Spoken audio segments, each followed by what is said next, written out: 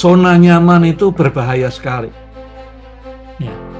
Pada saat banyak tantangan, pada saat dia sendirian lawan arus, dia bertahan 600 tahun. Ya. Tidak jatuh, tidak ragu. Pada saat tidak lagi ada perlawanan, tidak ada ancaman, tidak ada tantangan, Nuh jatuh. Saat tidak ada suara mentor atau penasehat rohani, pemimpin berdiri di tempat yang tidak terlindung, unprotected zone. Nuh jatuh karena tidak ada lagi nasihat. Nggak ada lagi penasehat rohani, mentor yang menolong dia, melindungi dia. Baik itu di keluarga, di gereja, di perusahaan, di organisasi, di pelayanan.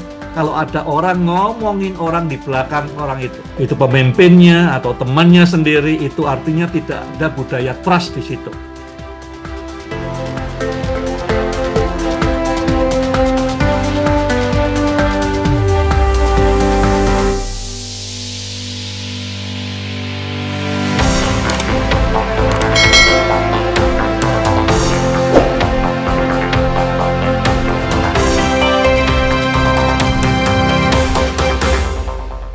Saya belajar 4 akar dari merosotnya kepemimpinan. Dalam hidup saya yang sudah lumayan lama ini melihat banyak pemimpin-pemimpin yang hebat, yang sukses di kemudian hari merosot, decline. Ya, ada yang kemudian redup, ada yang kemudian jatuh, ada yang kemudian tidak happy dan segala macam. Nah, kita perlu kenali akarnya, belajar dari Kejadian 9 dan 10. Saudara perlu mengenali.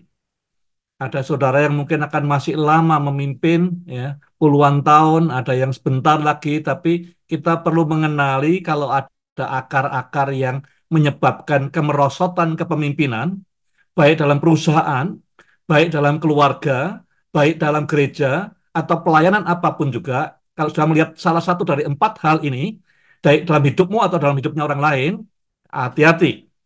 Ya, kita belajar dari kejadian ini, jangan sampai kita biarkan akar ini, karena ujungnya akan menyedihkan.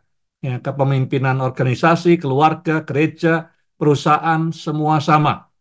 Kalau kita melihat kisah Kejadian 9 dan 10 ini, kita melihat ada anggur, minuman anggur yang paling mahal di dunia. Ya. Oleh karena Nuh minum anggur itu, akibatnya dia bayarnya mahal sekali.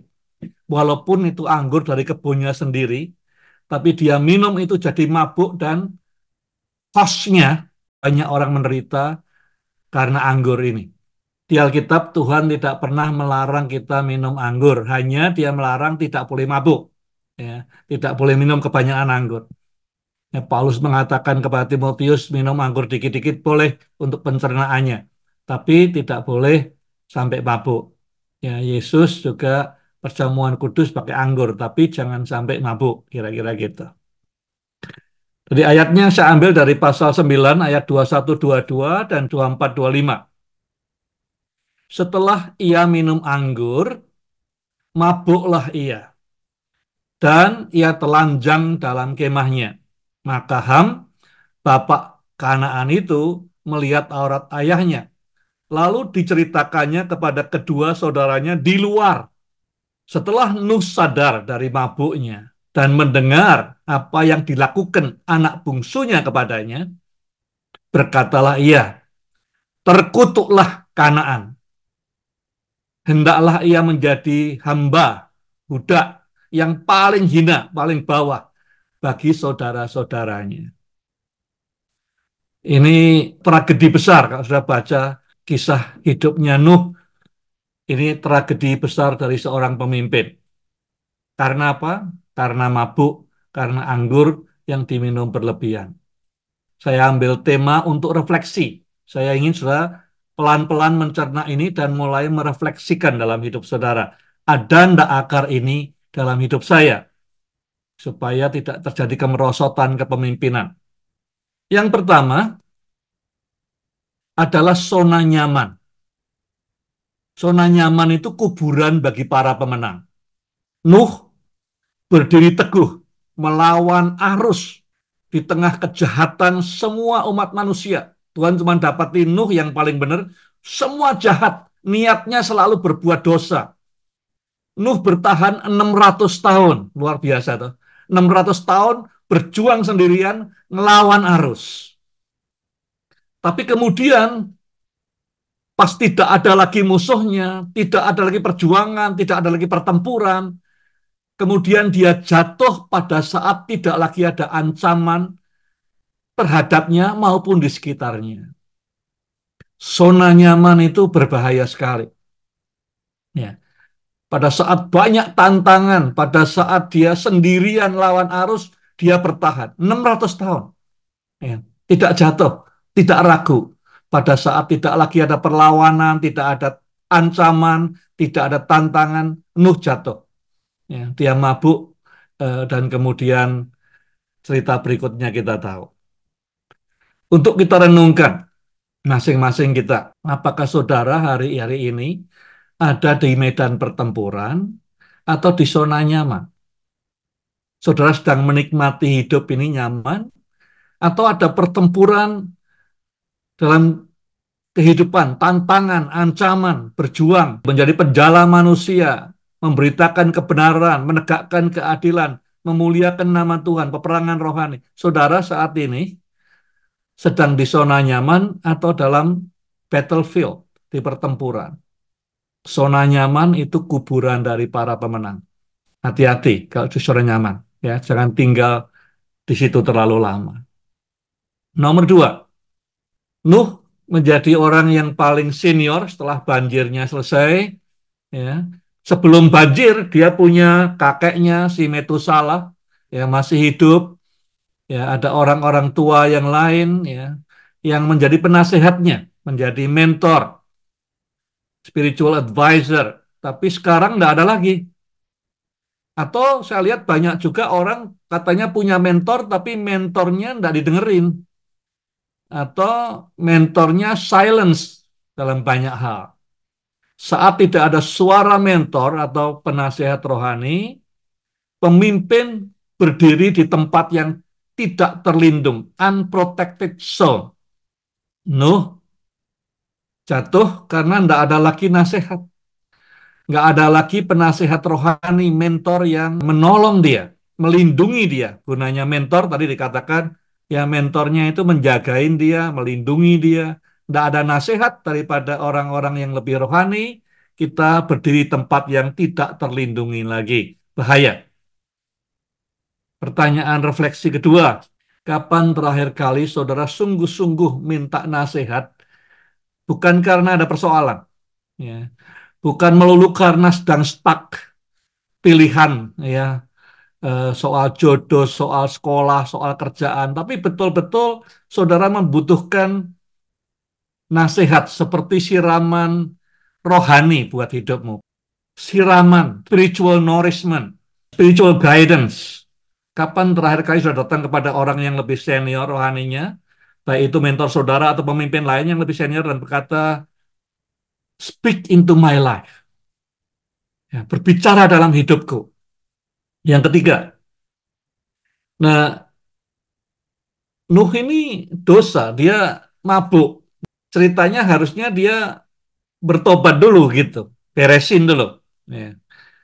Tapi sebaliknya dia tidak hanya setelah dosa yang satu dia mabuk, ya biasanya kalau kita berdosa dan tidak repent, tidak bertobat, maka kita akan create dosa yang lain untuk nutupi dosa yang sebelumnya.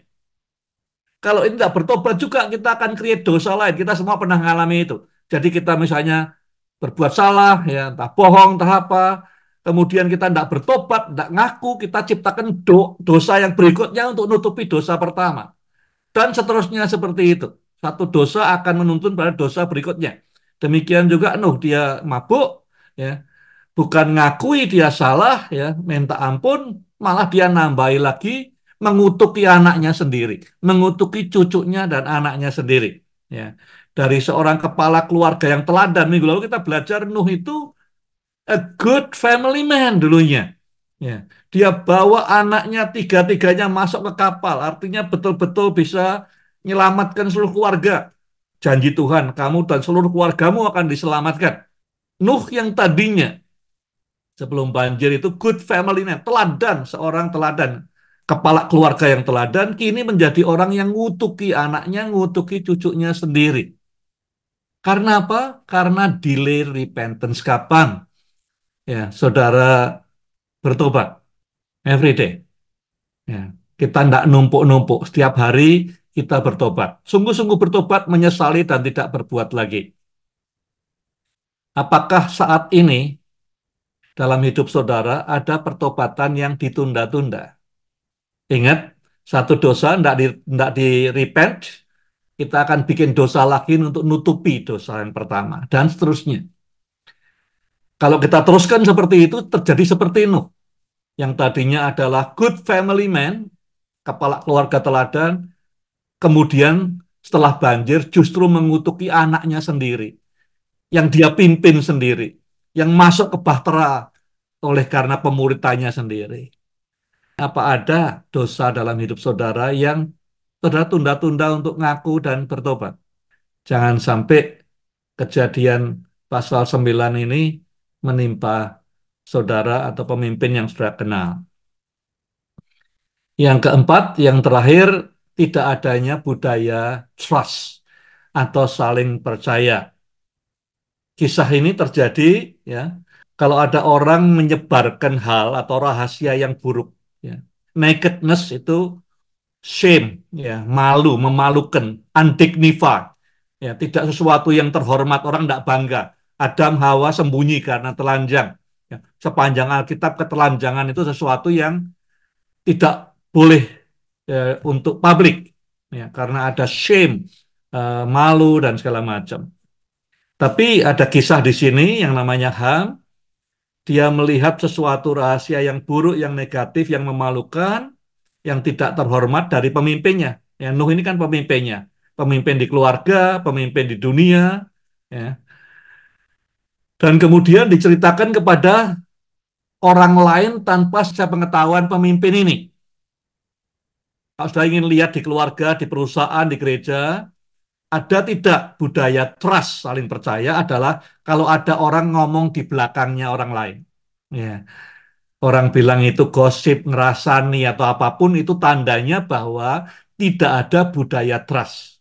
Baik itu di keluarga, di gereja, di perusahaan, di organisasi, di pelayanan, kalau ada orang ngomongin orang di belakang orang itu. Ya, itu pemimpinnya atau temannya sendiri, itu artinya tidak ada budaya trust di situ. Ham melihat ketelanjangan ayahnya, sesuatu yang memalukan tentunya. Ya, dan kemudian menyebarkan itu kepada kedua saudaranya di luar sana. Itu menunjukkan pemberontakan. Ada sesuatu yang hubungan trustnya tidak ada dengan bapaknya. Ya, pemberontakan yang muncul karena reaksi relationship yang tidak baik dengan ayahnya. Tidak tahu mulainya gimana. Tapi kalau dia sampai nyeritakan keburukan pemimpinnya, ayahnya kepada orang lain, hubungannya berarti tidak baik dengan bapaknya. Relationship-nya tidak baik, tidak ada trust. Nah, belum tentu salahnya Ham. Ya, Ham salah, dia nyebarkan. Tapi belum tentu hanya itu. Bisa saja ya kita lihat kejadian bahwa si bapaknya ini minum-minum sampai mabuk. Ya, anaknya nggak tahu. Ya, ada sesuatu yang tersembunyi, yang secret.